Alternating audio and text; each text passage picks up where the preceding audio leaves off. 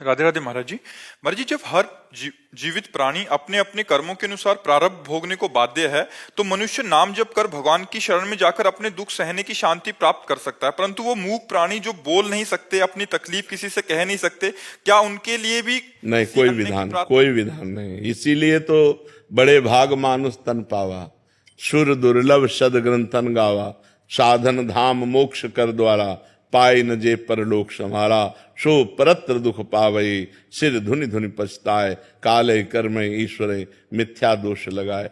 जो ऐसे बढ़िया मनुष्य देह को प्राप्त करके अपने कर्मों का नाश करके, पाप कर्म का नाश करके भगवत प्राप्ति नहीं करता, सो परत्र दुख पावई, उसे महान दुख मिलेगा। वो सिर धुनि धुनि पछताए, काले कर्म ईश्वर मिथ्या दोष लगाए। अब क्या कुत्ता बनने पर, पशु बनने पर हम अपने प्रारब्ध का नाश थोड़ी कर पाएंगे। मान लो कुत्ते के पेट में पीड़ा हो रही, कौन दवा देगा? कौन जान रहा है कि उसकी पीड़ा? वो बता सकता है क्या? वो फड़फड़ा रहा है। कितने ऐसे जीव हैं जिन तक हमारी पहुंच नहीं है और उनको शारीरिक पीड़ाएं हैं, उनको प्यास है, उनको भूख है, उनको कोई बीमारी है, कौन देख पा रहा है? भोगना ही भोगना है, केवल भोगना है, तड़प तड़प के मरना है, कोई सहयोग देने वाला नहीं है।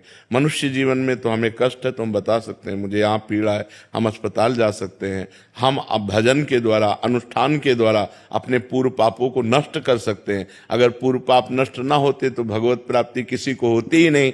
इसका मतलब पूर्व प्रारब्ध मिटता है, लिखित मिटता है, तभी तो हम जाकर के नए प्रारब्ध की रचना करके भगवत प्राप्ति करते हैं। ये सुअर कुत्ता बनने पे नहीं होगा, ये गधा ऊंट बनने पे नहीं होगा, ये मनुष्य बनने पर ही होगा। और मनुष्य जन्म मिला तो भूमि परत भा ढाबर पानी, तिम जीवई माया लपटानी। जैसे शुद्ध जल आकाश से गिरा और पृथ्वी पे गंदा हो गया, ऐसे ही आते मम्मी पापा, परिवार, जवान हुआ, पत्नी पुत्र, मकान दुकान, रुपया पैसा, बुढ़ापा आया, फिर वही सब वासनाएं और मर गया। जिस काम के लिए आया वो काम नहीं कर पाया।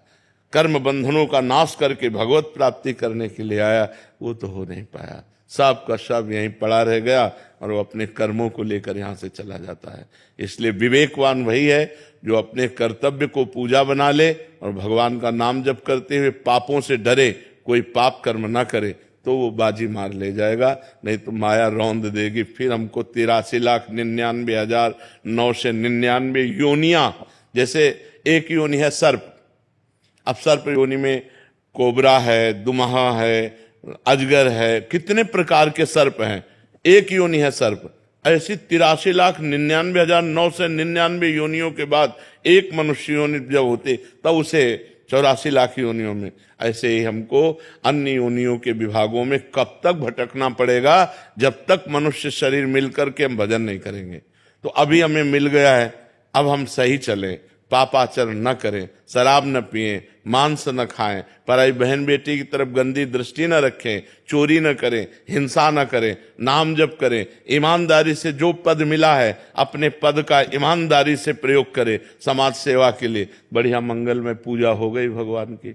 भगवान अगरबत्ती से इतना प्रसन्न नहीं होते जितना अपने कर्तव्य के पालन से प्रसन्न होते हैं, क्योंकि संपूर्ण सृष्टि भगवान की ही है। अगर उसको हम अपने कर्तव्य, जो जहां जिस पद पर है, अपने कर्तव्य का पालन करें और नाम जप करें, उसे अलग से पूजा करने की जरूरत नहीं। करे तो अच्छी बात है, पर ना करे तो उसको भगवत प्राप्ति हो जाएगी।